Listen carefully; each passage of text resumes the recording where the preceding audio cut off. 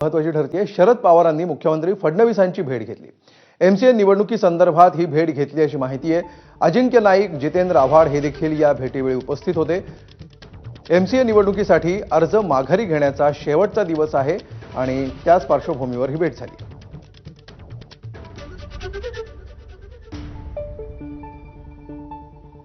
तर काँग्रेस नेते विजय वडेट्टीवारांनी देखील राधाकृष्ण विखे पाटलांवर आगपाखड केली आहे।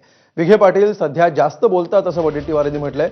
यावेळी त्यांनी बच्चू कडूंच्या वक्तव्याचं देखील समर्थन केलंय।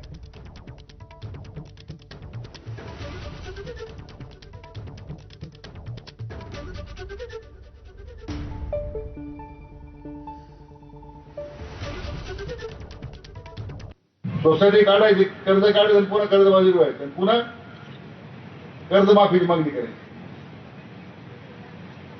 तर अनेक वर्ष काम चालू आहे, त्याची काही चिंता नाही। महायुती सरकारनं तर जाहीरच केलं देवेंद्रजींनी की 100% आम्ही शेतकऱ्यांचे कर्ज माफ करणार आहोत, हे आपल्या सरकारने जाहीरच केलेलं आहे। नाव राधाकृष्ण ठेवायचं आणि कृत्य मात्र कंसाची करत असेल तर हे कंसाची औलाद हाकलून काढा त्या पार्टीतून। तुम्ही तुमच्या मुख्यमंत्र्याला शेर द्यायला लागले का? फडणवीस साहेब एका इकडे कर्जमाफीची घोषणा करतं, तारीख देतं आणि हे वाचाडगिरी मंत्री महोदय सांगतं का कर्जमाफी किती डाव द्यायची, काय करायचं, किती डाव लुटायचं तुम्ही त्याचं ठरलं नाही पाहिजे?